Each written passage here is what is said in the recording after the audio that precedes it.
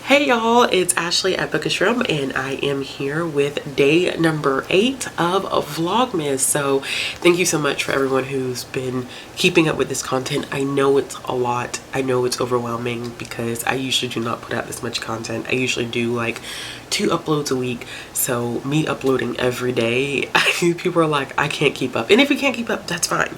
If you can only watch video here and there, I totally get it. I completely get it. It is a lot of videos, but for me, this is something that I've been wanting to do for such a long time, and I've never done all 25 days.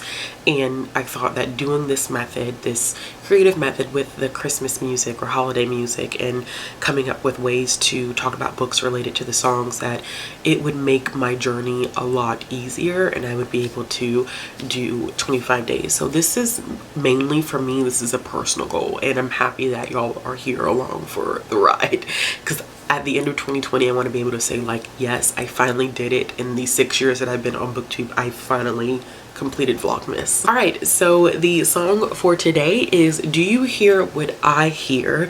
And I definitely thought, okay, do you hear what I hear? What could we do with this one? And definitely audiobooks. Definitely audiobooks. So today I'm going to be talking about some of my favorite audiobooks. I have done an audiobook recommendation video about 4 or 5 months ago, so I'll make sure I link that in the cards below above. I tried to pull some books that were not on that list that probably I had not read at the time of that video going up, but there may be a few that do cross over here and there, but for the most part they shouldn't. So as with all the videos that I have done, let's talk a little bit about the song Do You Hear What I Hear? So Do You Hear What I Hear? Ironically, there's actually not as much information about this song as there has been with the other songs, but there was a very, very interesting fact about this one that I love.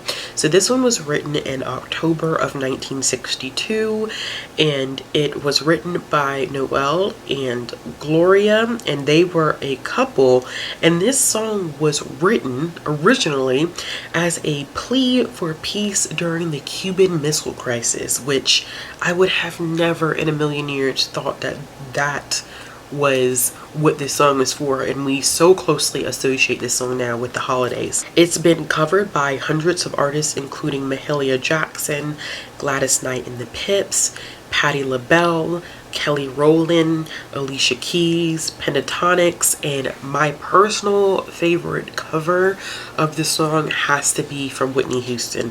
When I actually decided to use this song, I had the Whitney Houston rendition in my mind because she does it so beautifully, and down in the description box below, that is the edition that I will be including for you all to listen to. All right, y'all, so let's go ahead and jump into the books. I am just going to be putting up the covers of the books on this side because I don't know where all this stuff is on my shelf at this point.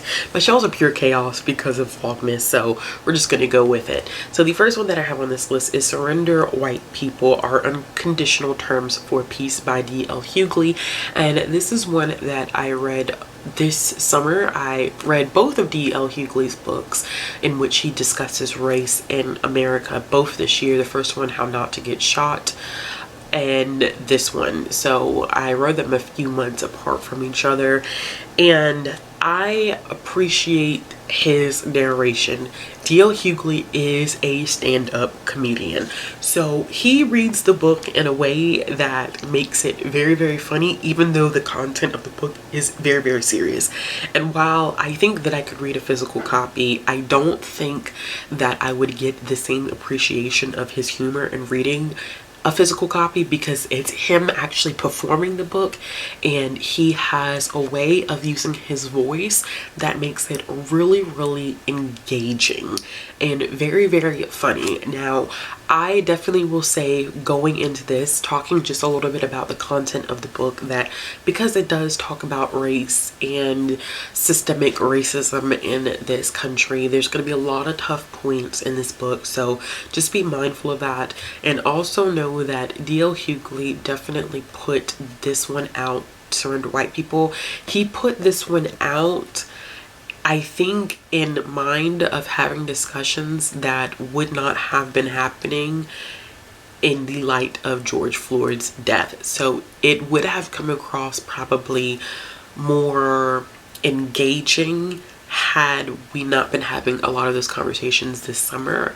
But unfortunately, well, not unfortunately, because it is good that we were having those conversations, but unfortunately for him, those conversations were already happening. So some of that aided to some sense of redundancy in the book, but I just think that this is a good one to listen to, and a good one to listen to if you're looking for a lighter perspective on race from the point of a Black American. The next one that I have on this list is Mandala Land by Pam Munoz Ryan, and this one is one that I just listened to also this summer, and it is about a young boy who wants to play soccer, and he has to acquire his birth certificate, and he does not have his birth certificate to his knowledge, so he has to ask his father to kind of help him figure it out. And then it becomes this additional storyline of him trying to search for his mother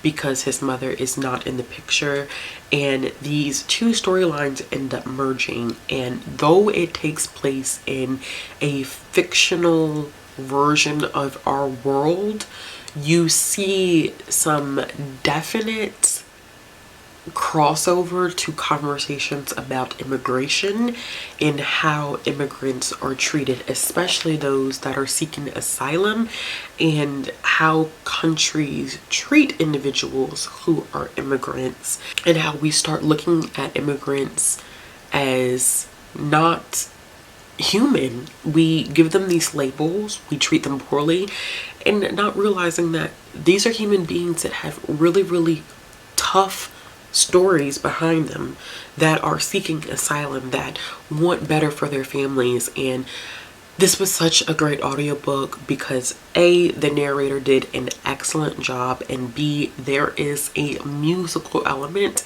that is combined into this book, and the narrator actually sings songs, and it is beautiful. So this is interesting. I would recommend doing a blended read of this one because from what I saw in some reviews, I believe that Mandala Land also has illustrations. I don't know because I haven't read a physical copy, but I remember seeing a couple of reviews that said, oh, the illustrations were beautiful. So hopefully this is correct information. So I would recommend doing a blended read because I think that both mediums have something to offer. So I think that the audio gives you a more in-depth and more well-rounded experience, but then I don't want anyone to miss out on the possible illustrations that are included within the text. So do a blended read of this one because the musical element of it is just so beautiful. I'm a sucker for audiobooks that have musical elements in them. It just makes the book that much more fantastic and enriching. The next one that I have on this list is Clap When You Land, and of course this is by Elizabeth Acevedo, and everyone knows that Elizabeth Acevedo is the go-to when it comes to listening to audiobooks because she does such an excellent job and she narrates all of her audiobooks. This was actually done by Elizabeth Acevedo and another narrator, and I don't know who that second narrator is, but because Clap When You Land is about two sisters, one that lives here in the States, another that lives in the Dominican Republic, they do not know that they're sisters in the beginning, and they become reunited, or they meet for the first time under some unfortunate circumstances where their father, and this is not a spoiler, where their father passes away on a flight that takes off from JFK back to the Dominican Republic.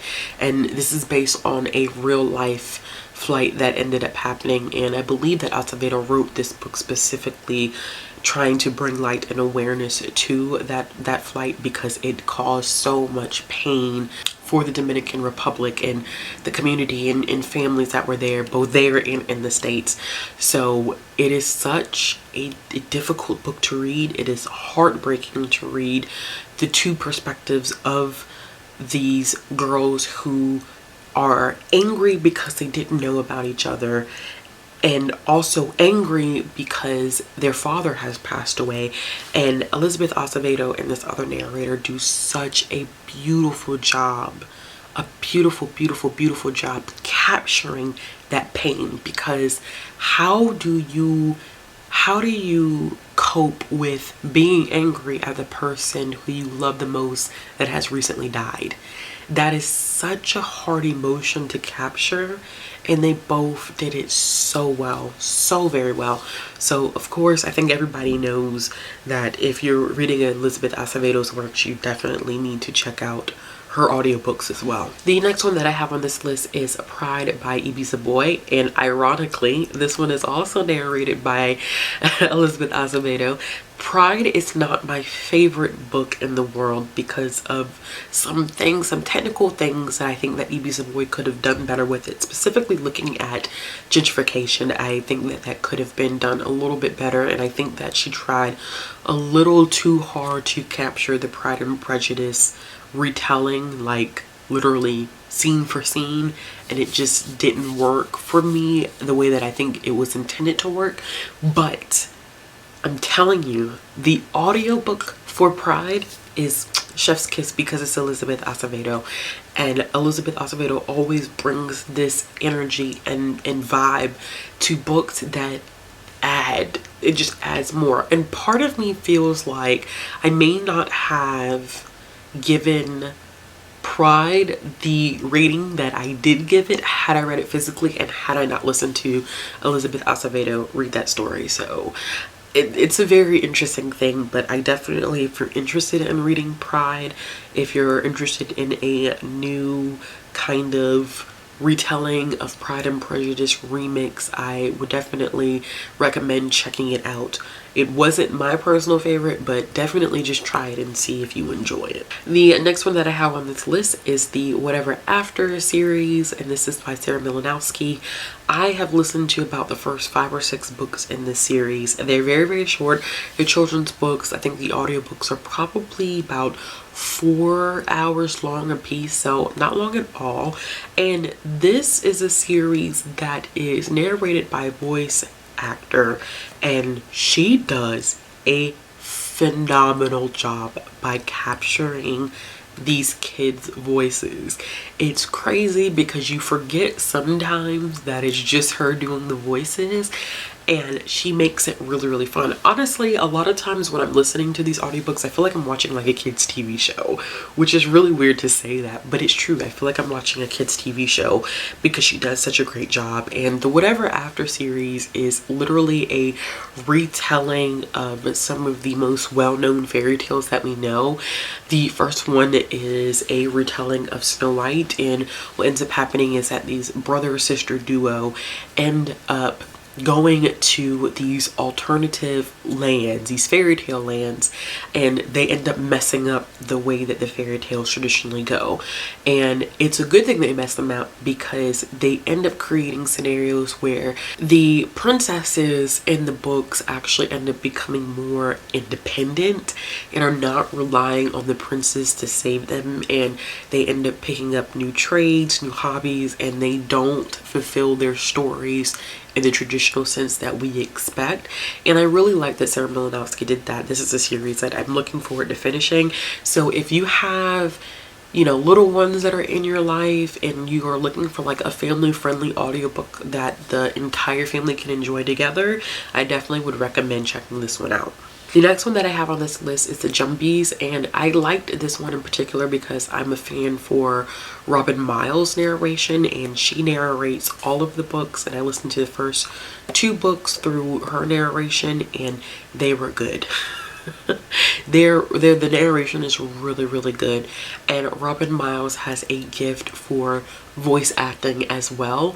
The Thejumbies is about this little girl who lives on this island with her father. Her mom has passed away, and she comes into contact with some interesting beings, and there are these tales about the Thejumbies, which are traditionally told to scare kids, and she doesn't believe that Thejumbies actually exist, but maybe they do exist. And she has some interesting adventures dealing with the Thejumbies, and there is a great representation of friendship in these books. The second one is probably my favorite because of the fact that we get to explore a little bit with the water goddess that I have become so infatuated with. We see black mermaids in that book, this one that I talked about in my Black Mermaids reading vlog. I would just definitely recommend this one if you're looking for a new middle grade fantasy series. As a matter of fact, if you could find anything that Robin Miles has narrated, I would definitely recommend picking it up. The next one that I have on my list is Look Both Ways by Jason Reynolds, and this one is done by quite a few narrators. This is a group of 10 stories about kids that live within the same community, but they cross paths through different streets, and every street is a different story about different kids, and they're all interconnected in some way that can only be done by Jason Reynolds. Complete brilliance. But this one I recommend if you like audiobooks that have multiple narrators and like full cast narration. And this one definitely has a different narrator for each story that's included, and it brings life to the story because then you feel like you are getting to know different kids in every story. And I kind of like short story compilations that do that, because sometimes if you have a voice narrator that is not good at maybe doing the voice acting aspect of it, your stories end up running together, and with that many characters you need some kind of defining qualities about it, which is why I absolutely love this one. But then again, I'm biased to Jason Reynolds, so as always, definitely check out anything by Jason Reynolds. The next one that I have here is The Gray Shear by Kim Liggett, and this is one that I read earlier this year, and this is kind of like a YA retelling of The Handmaid's Tale, kind of. It has Handmaid's Tale feel to it, although I've never read The Handmaid's Tale, so I'm not 100% sure if that is accurate. But what is so intriguing about this story is that these girls are sent off during their grace year. They're all supposedly married off, and once they get married off, they're sent to live in this secluded area for a year, and some of the girls come back alive and some of them don't. And the whole mysterious aspect of this book is what happens to these girls when they go out there and they're in the wilderness. And this book is so crazy, and the narration was so good to me because I was like, holy crap, this is crazy. It was atmospheric. It kept my heart pumping. It was just good. It was just a good book in general. But I think that the narrator was able to capture just the fear of our protagonist and how hard it was for her to function and try to live with these other women and try to figure out what in the world was happening to these other girls who went out there and did not end up coming back. So this definitely has some aspects of it that deal with feminism and patriarchal societies. So if you're looking for that, you need to read The Gray Shear. Great audiobook. The next one that I have is Harper Me by Jacqueline Woodson, and this is about 6 middle grade students that are meeting in this art classroom where their art teacher basically has provided them the opportunity to talk and just talk. And at first they're kind of confused. They're like, well, I don't know why I'm in here. Like, what are we supposed to talk about? And then eventually they get really close and they depend upon each other and they talk about some serious stuff that reminds us as adults that sometimes kids deal with a lot more than what we anticipate. Sometimes kids carry a lot heavier burdens than what we give them credit for. There are kids in this story that deal with incarceration of a parent, death of a parent, deportation of parents. It's just racism, xenophobic behavior. It is crazy. It is so crazy and so intense. And the reason why I like the audiobook, because this is one of those full cast productions as well. And what's really unique about this is Jacqueline Woodson is part of this audiobook, as well as her daughter and her son. So it was so nice to see her and her family involved in this book. And there's other narrators involved in this as well, but the fact that her 2 kids were actually a part of this project is really awesome, because I think that this book meant a lot to her and a lot to them in capturing the different experiences that kids face. And Jacqueline Woodson is a huge advocate for diversity and a huge advocate of youth just in literature, and I believe that she really did capture it, and this audiobook just made the story that much better. I mean, the voice actors that they had, because I believe most of them were kids, they did such an excellent job, and they captured the stories of their respective characters very, very well. And the last one that I have on this list is a good one if you're looking for a spooky atmospheric book, and this is one that I just read, and that is The Legend of the Skeleton Man by Joseph Brujak. And this is one that I loved because of the fact that A, I was not expecting it to be this scary, and B, the audiobook was so atmospheric. The narrator does a very different form of narrating for me per se. I think the narrator was slow and very intentional about her tone in the way that she read this book, which made the book really creepy. And then she would do these sound effects of like the sound of bones rubbing together, and I was like, oh my god, it's just so crazy. So I talked about this a little bit in my November wrap up, but this is a book specifically about a a flesh-eating skeleton. It's based off of this Mohawk story where a man ended up eating himself down to his bones, and he did not realize he was doing it. Like, he tried a piece and was like, that's good, and just kept going till there was none left. And now he tries to eat other people to kind of crave that hunger. And this book is a lot scarier than I thought it was going to be. And a lot of times when I was reading it, I was like, is this really for a middle grade audience?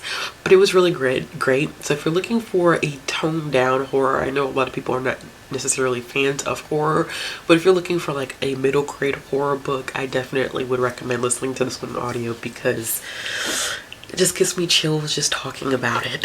Alright y'all, so those are some of my favorite audiobooks. If you have a audiobook that you really enjoy listening to, let me know in the comments below. As always, if you like this video, give it a thumbs up.